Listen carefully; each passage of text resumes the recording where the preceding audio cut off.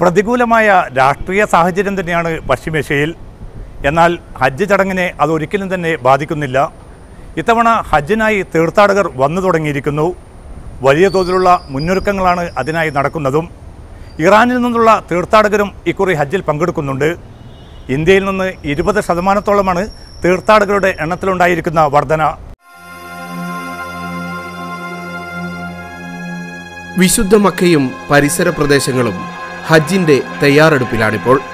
ദൈവിക സമർപ്പണത്തിന്റെയും ത്യാഗത്തിന്റെയും മധുരസ്മരണകളുമായി ഒരു ഹജ്ജ് കാലം കൂടി പടിവാതിക്കലെത്തി.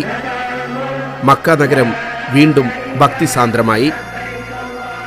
ദുൽഖഅദ് മാസത്തിന് തുടക്കം കുറിച്ചതോടെ ലോകത്തിന്റെ നാനാദിക്കുകളിൽ നിന്നും വിശുദ്ധ നഗരിയെ ലക്ഷ്യമാക്കി തീർത്ഥാടക പ്രവാഹം ആരംഭിച്ചു. ജൂലൈ 24 മുതലാണ് ഇന്ത്യയിൽ നിന്നുള്ള തീർത്ഥാടകരും ഹജ്ജിനായി സൗദിയിൽ എത്തിത്തുടങ്ങിയത്. പതിവ് പോലെ മദീനയിലാണ് ആദ്യഘട്ടത്തിൽ തീർത്ഥാടകർ എത്തുന്നത്. ഗോവയിൽ നിന്നായിരുന്നു ആദ്യ ഇന്ത്യൻ സംഘം. Ambassador Ahmed Javed, consul general Muhammad Noor Rahman Sheikh എന്നിവരുടെ നേതൃത്വത്തിൽ ഇവർക്ക് ഊഷ്മള സ്വീകരണം നൽകി. 8 ദിവസമാണ് ഹാജിമാർ പ്രവാചക നഗരിയിൽ താമസിക്കുക. 40 നേരത്തെ നിസ്കാരം മസ്ജിദ് നബവിയിൽ നിർവഹിക്കണം. പ്രവാചകന്റെ ഖബറിടത്തിൽ സലാം പറയണം. അതോടൊപ്പം മഹത്തായ ഇസ്ലാമിക പാരമ്പര്യം ഉൾച്ചേർന്ന മദീനയിലെ ചരിത്ര സ്ഥലങ്ങൾ സന്ദർശിക്കണം. ഇതാണ് തീർത്ഥാടകർക്ക് ഈ ദിവസങ്ങളിൽ ചെയ്യാനുള്ളത്. മദീനയിൽ ഇന്ത്യൻ ഹാജിമാർക്ക് പള്ളിയുടെ 800 മീറ്റർ ചുറ്റളവിൽ മർക്കസിയ ഏരിയയിൽ താമസം ലഭിക്കും. അല്ലാത്തവർക്ക് പണം തിരികെ നൽകുന്ന സംവിധാനവും ഹജ്ജ് മിഷൻ ഇത്തവണ ആരംഭിച്ചു. മികച്ച ആരോഗ്യ സേവനവും തീർത്ഥാടകർക്ക് ഇവർ പ്രദാനം ചെയ്യുന്നു. 8 ദിവസത്തെ താമസത്തിന് ശേഷം ആഗസ്റ്റ് 2 മുതൽ മക്കയിലേക്ക് യാത്ര ആരംഭിച്ചു. മക്കയിലെത്തി ഉംറ നിർവഹിക്കാൻ ഇഹ്റാമിലാണ് മദീനയിൽ നിന്ന് തീർത്ഥാടകർ പുറപ്പെട്ടത്. ഏറ്റവും പുതിയ മോഡൽ ബസ്സുകളാണ് ഇത്തവണ മദീന മക്ക യാത്രയ്ക്ക് ഏർപ്പെടുത്തിയിരുന്നത്. കടുത്ത ചൂടിലും പ്രയാസം കൂടാതെ മക്കയിലെത്താൻ ഇത് സഹായകമായി. Inferior quality of buses. This year, alhamdulillah, we have engaged very good model buses. And because we understand that, as everyone understands, the Haji's movement from Makkah to Medina, Medina to Makkah is a very long route, very tiring route. So the list that one can do is actually to provide new model buses. മക്കയിലെത്തിയ ഹാജിമാർക്കും ഉജ്ജ്വല വരവേൽപ്പ് ലഭിച്ചു. ഹജ്ജ് mission ഉദ്യോഗസ്ഥർ, മുഅല്ലിം സ്ഥാപന അധികൃതർ എന്നിവർക്ക് പുറമെ മലയാളി സന്നദ്ധ സംഘടനാ പ്രവർത്തകരും തീർത്ഥാടകരെ വരവേറ്റു. 8-ാം തീയതി മുതൽ ജിദ്ദ വഴിയുള്ള ഹാജിമാരുടെ വരവ് ആരംഭിക്കും. കേരളത്തിൽ നിന്നുള്ള തീർത്ഥാടനം 13 മുതലാണ് തുടങ്ങുക. ലോകത്തിന്റെ നാനാ ദിക്കുകളിൽ നിന്നായി 22 ലക്ഷം തീർത്ഥാടകരാണ് ഇത്തവണ ഹജ്ജ് നിർവഹിക്കുക. വിവിധ രാജ്യങ്ങളിൽ നിന്നുള്ള ഹാജിമാർ മക്കയിൽ എത്തിക്കൊണ്ടിരിക്കുകയാണ്.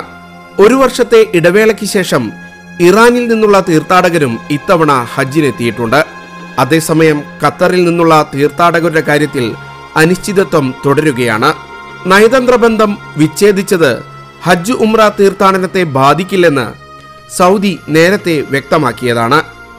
എന്നാൽ ഖത്തർ ഹാജിമാരെ അയക്കുമോ എന്ന് ഇതുവരെ വ്യക്തമാക്കിയിട്ടില്ല.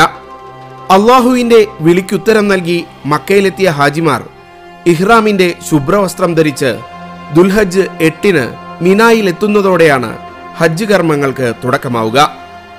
പിറ്റേ ദിവസം ദുൽഹജ്ജ് 9-നാണ് ഹജ്ജിന്റെ കാമ്പും കാതലുമായ അറഫ സംഗമം. അറഫയിൽ നിൽക്കാത്തവന് ഹജ്ജിന്റെ പുണ്യം ലഭിക്കില്ലെന്നാണ് പ്രവാചകന്റെ അധ്യാപനം. ദുൽഹജ്ജ് 8-ന് മിനായിലെത്തി 13-ന് തിരികെ വരുന്നതുവരെയുള്ള ഹജ്ജിന്റെ കർമ്മങ്ങൾ പൂർത്തീകരിക്കുന്നതിനുള്ള മാനസിക ഒരുക്കത്തിലാണ് ഹാജിമാർ. മിനയിൽ രാപ്പാർക്കുമ്പോൾ, മുസ്തലിഫയിൽ താമസിക്കുമ്പോൾ, അറഫയിൽ നിൽക്കുമ്പോൾ, അതിൻ്റെ എല്ലാ കർമ്മങ്ങളിൽ നിൽക്കുമ്പോഴും ലോകത്തെല്ലായിടത്തുമുള്ള മനുഷ്യർ ഒന്നാണ് എന്നും എല്ലാ തരത്തിലുള്ള ജാതിയുടെയും വർഗത്തിൻ്റെയും വർണ്ണത്തിൻ്റെയും വൈജാത്യങ്ങൾക്കപ്പുറത്ത് മനുഷ്യൻ ഏകകമാണ്, മനുഷ്യൻ ദൈവത്താൽ ആദരിക്കപ്പെട്ടവനാണ് എന്ന ബോധമാണ് യഥാർത്ഥത്തിൽ നിർമ്മിക്കപ്പെടുന്നത്. ആ ബോധത്തിൻ്റെ അടിസ്ഥാനത്തിലായിരിക്കണം അവൻ പിന്നീട് തൻ്റെ സ്വദേശങ്ങളിലേക്ക് തിരിച്ചു പോകേണ്ടത്. എല്ലാവരുടെയും കണ്ടങ്ങളിൽ നിന്നും ഉയരുക ലബ്ബൈക് അല്ലാഹുമ്മ ലബ്ബൈക് എന്ന തൽബിയത്ത് മന്ത്രം. പാപമോചനത്തിനായി പ്രാർത്ഥിച്ച് കലങ്ങുന്ന കണ്ണുകളുമായി അള്ളാഹുവിലേക്ക് അവർ കൈകൾ ഉയർത്തും. അറഫയിൽ സംഗമിച്ച് പുതിയ മനുഷ്യനായി ഹാജിമാർ മാറും. വ്യക്തി കുടുംബ സാമൂഹ്യ ജീവിതങ്ങളിൽ ഹജ്ജ് വലിയ മാറ്റങ്ങൾ അവരിൽ ഉണ്ടാക്കും. അള്ളാഹുവിന്റെ നിർദ്ദേശപ്രകാരം പ്രവാചകൻ ഇബ്രാഹിം നടത്തിയ ഹജ്ജ് വിളംബരത്തിന് ഉത്തരം നൽകി മക്കയിലെത്തുന്ന തീർത്ഥാടക ലക്ഷങ്ങൾക്ക് മക്ബൂലും മബ്രൂറുമായ ഹജ്ജ് നിർവഹിക്കാൻ നമുക്കും പ്രാർത്ഥിക്കാം.